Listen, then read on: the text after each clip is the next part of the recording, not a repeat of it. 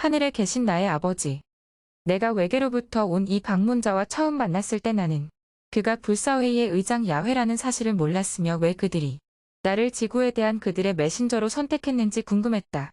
그는 나에게 그들이 1945년 8월 6일 히로시마에 최초의 원폭이 투하된 이후 태어난 누군가를 선택하기로 결정했다고만 말했다. 그때 그는 다음과 같이 덧붙였다. 우리들은 당신의 탄생 이후, 아니 그 이전부터 당신을 줄곧 지켜보고 있었지요. 처음 이 대답은 나에게 아주 이상하게 느껴졌으며 첫 번째 메시지와 두 번째 메시지 사이 2년간 나는 자주 이 문제에 대해 숙고해 보았다. 이 문제를 완전히 알기 위해서는 야훼를 다시 만날 때까지 기다려야만 했다. 두 번째 메시지에 기록된 것과 같이 우리들이 불사의 행성에 있었을 때 야훼는 이스라엘 민족에 대한 언급을 마치고 나의 기원에 관한 진실을 밝혀주었다. 나는 그의 지시대로 큰 버클이 달린 특수벨트를 메고 어떤 파동의 흐름을 따라 공중을 이동하고 있었다. 이상한 조개 모양의 의자에서 나의 의식이 변화된 그 실험실로부터 매끄럽게 빠져나는 푸른 숲 위를 20m 정도의 높이로 날고 있었다. 10초가량 지났을 무렵 우리들은 낙원과 같은 공터에 내렸는데 거기에는 얼마 전 식사를 같이 했던 예언자들 중 몇 사람이 앉아 있었다. 거기서 수백 미터 아래로 지중해의 해변과는 비교도 되지 않는 깊고 아름다운 푸른 바다를 끼고 있는 넓고 멋진 백사장이 펼쳐져 있었다. 바다의 푸른색은 캘리포니아에서 볼 수 있는 수영장 색깔과 같아 보였다. 그 푸른색은 수평선까지 펴져 있었고 푸른 바다 속에는 분홍색과 녹색으로 빛나는 부분들이 보였다. 더욱 자세히 살펴보니 각각 독특한 아름다움을 지닌 모든 색채가 펼쳐져 있었는데 마치 바다 밑바닥을 수십 킬로미터씩 페인트칠을 해놓은 것 같았다. 내가 이 특이한 색채가 어디서 오는가를 묻자 그것은 해초의 색깔이라고 대답해 주었다. 해초는 내가 본 것과 같은 독특한 시각적 효과를 내기 위해 인공적으로 만들어서 심어진 것이라고 했다. 벨트는 10여 명의 예언자들이 모여있는 작은 공터에 나를 내려주었다. 예수로 소개된 사람이 우리에게로 왔다. 야훼를 따라서 우리들은 모두 바위에 새겨진 의자에 가서 앉았다. 모든 의자들은 살아있는 듯한 화려한 검은 모피로 덮여 있었다. 우리들은 바다를 굽어보는 바위로 된 벼랑 위에 있었다. 야훼는 우리들의 첫 번째 만남이 있은 후 지난 2년 동안 특히 마음에 걸리는 문제는 없었느냐고 물었다.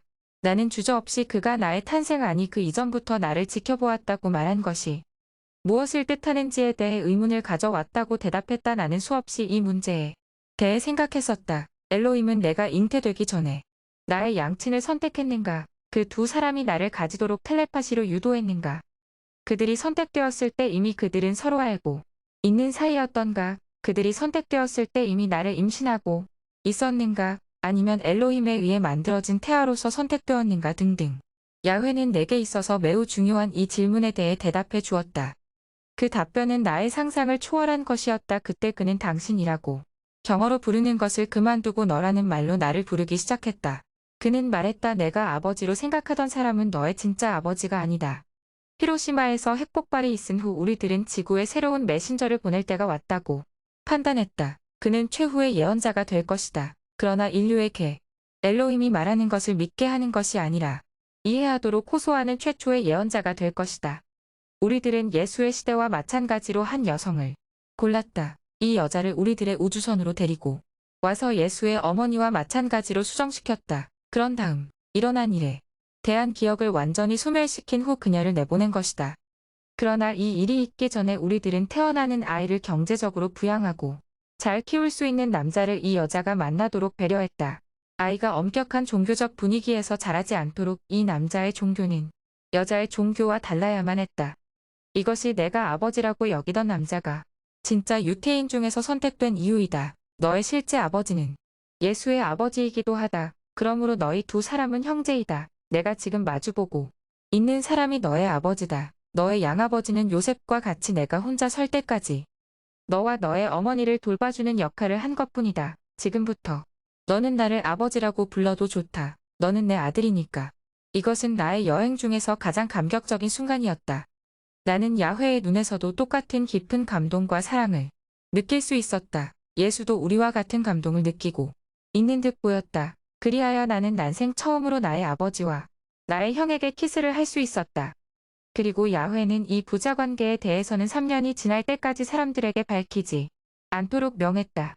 이런 이유로 나는 지금까지 그것에 대해 일체 말하지 않았던 것이다.